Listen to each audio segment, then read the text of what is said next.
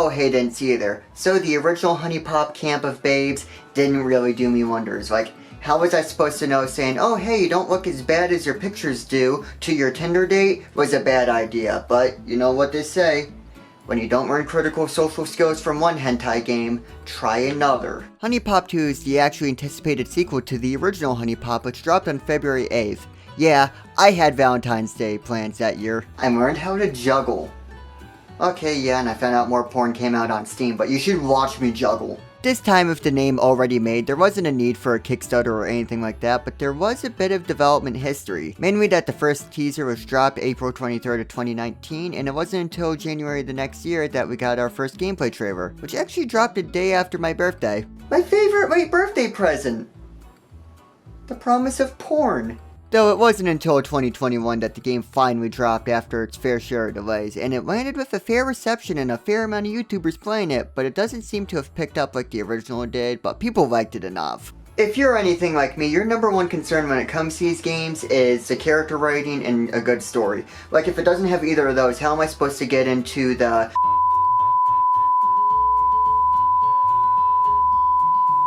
Oh, my mistake. I was reading the ingredients to a soda bottle while pressing the sensor function of this remote. My bad. Anyway, where was I? Oh yeah, this game's about something about gods or whatever is the premise of the game, and let me tell you, I've been trying to wrap my head around the story for so long. I mean, why else would I have this many hours in the game? I'm just trying to theorize. But enough about me trying to find the relevance of particle acceleration, let's get into the characters. I don't know what particle acceleration is, but it's a big word, and I feel like it's just what I need to crack the code of this game. We have returning characters who are cooler than me, and we also have I'm uncomfortable, now with the addition of uncomfortable and sad. Not even a tsundere this time, just mean. I think she's psychic, but no one's really talking about that. Weeb, but the offensive kind. Haha, yeah. Uncomfortable again. She could beat me up. I'm uncomfortable, but just at how much people probably like her. And best girl. Some superheroes have a rogues gallery of enemies to fight. I have a list of anime girls to disappoint.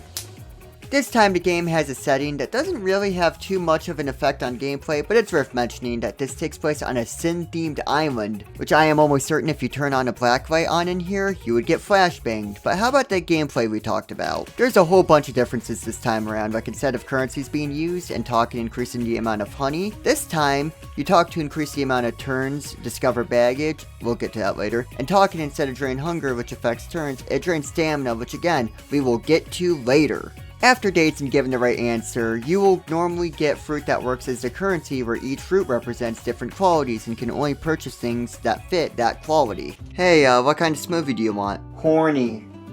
And the only way to level up your mechanics this time around is buying smoothies and giving them to girls who like the attribute you're buying a smoothie for. Also, there are unique gifts and shoes you can get that help. Another core change about this game is you aren't talking to just one girl, you're talking to two, and I don't like how they're outnumbering me right now. Yep, and now on to the actual game where it looks mostly similar. There are some key differences here though. The way this game handles two characters is that you select one at a time to make moves for. While both affect the same score counter for points, each are separate in what they like, what gifts you can give them, and their stamina. Every move you make affects stamina in some way. The bigger the move, the more stamina it drains, to a point where if you run out of stamina on a character, you have to switch off them until they recharge. And if you don't have enough stamina for both characters, then the game is over. Oh, thank God, I thought I was the only one getting exhausted. Like, do we have to stand the entire time we're doing this? Which is a neat mechanic on paper, but I get so caught up on managing stamina that I completely forget this game depends on a turn system and I end up running out of turns. Yep, and there is even more. A new addition to this game is baggage. The more you talk to characters, the more you learn about traits that impact dating in some way. While this is neat in very small doses, they can make it difficult to strategize around. One person gets points off broken hearts, another can make an entire line of bubbles disappear every turn. It's neat, but difficult.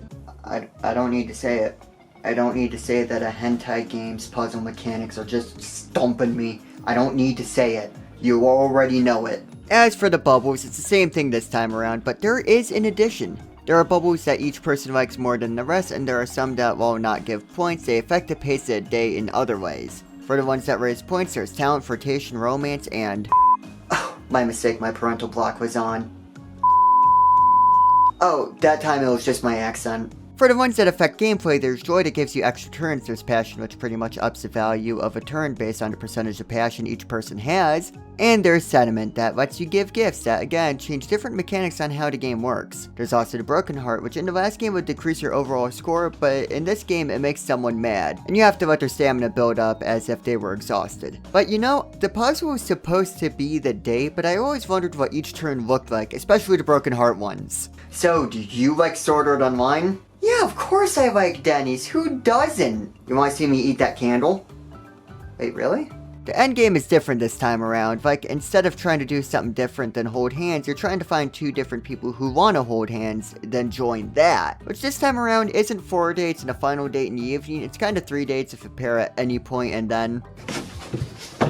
That wasn't holding hands. That wasn't holding hands at all. Yep, we know this thing. Match a tiles fast, play Peggle, blah blah blah. Get a picture that says a little bit more than 1,000 words, and you move on to the next duo. I guess this was done to make the whole making eye contact thing occur more often in the game. But I'm literally just here for the puzzle mechanics, so this isn't the most desired change for me. I can see why it's there, and it's not like it negatively impacts the game if that's what you're going for. Personally, I just found a more morally acceptable alternative to Candy Crush, and this is where I ended up. The game was okay. I didn't play it for too long, ignoring the over 100 hours of just theorizing. I swear it was important work. Did you know these characters blink? Yeah, you're welcome. But yeah, it was more Huniepop. If you liked the first, you'll probably enjoy your time with this one.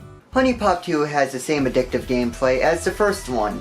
And while I feel like they added too many layers of complication, it is still the same game at its core. So if you like the first one, you're gonna like the second one.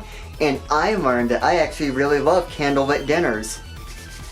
These candles are gonna taste so good.